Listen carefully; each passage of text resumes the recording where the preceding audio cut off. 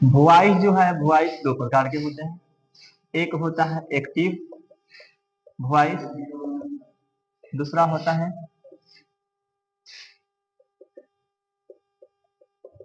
Passive voice. Active voice यानी कि subject स्वयं काम करता है।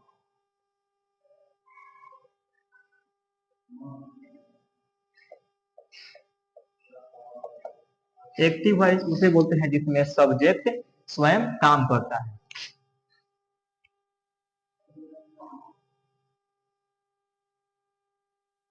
सब्जेक्ट पर ही कुछ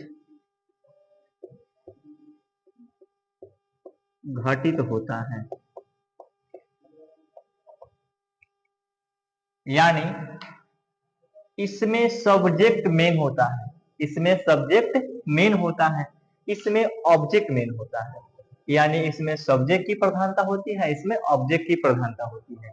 अब देखिए उदाहरण से अगर हम समझे तो यहां लिखते हैं हम आई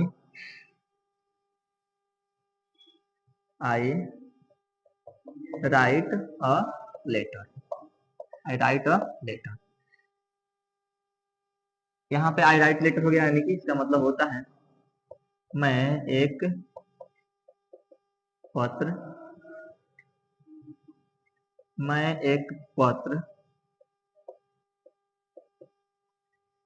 लिखता हूं। और दूसरा सेंटेंस लिखते हैं a letter is written by और मी, यानी मेरे द्वारा पत्र लिखा जाता है या एक पत्र लिखा जाता है मेरे द्वारा। अब देखिए दोनों में बहुत फर्क है। यहाँ पे देख रहे हैं कि आई राइट अ लेटर, इसका मतलब कि इसमें लेटर लिखने का काम कौन करे, मैं खुद कर रहा हूँ। इसका मतलब इसमें सब्जेक्ट की मेन प्रधानता होती है, इसका मतलब ये एक्टिव वॉइस है।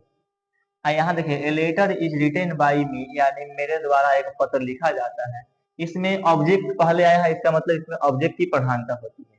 ये हो गया हमारा पैसिव वॉइस। एक चीज और ध्यान रखिएगा कि जहां पे V3 प्लस बाई लगा है वो पैसिव वॉइस होता है।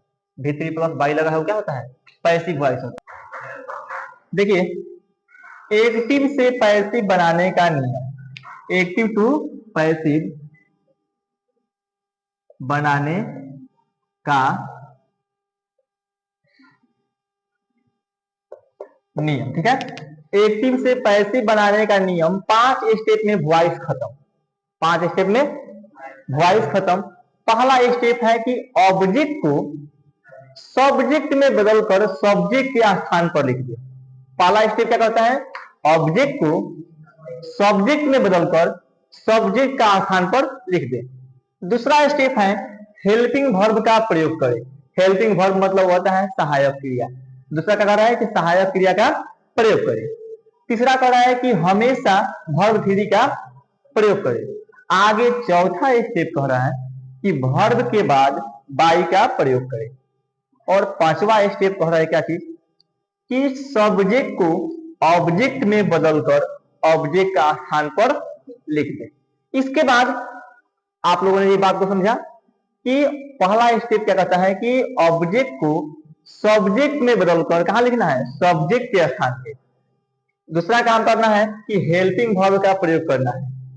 पहला काम करने के बाद दूसरा काम क्या है, हेल्पिंग वर्ब का प्रयोग करना है।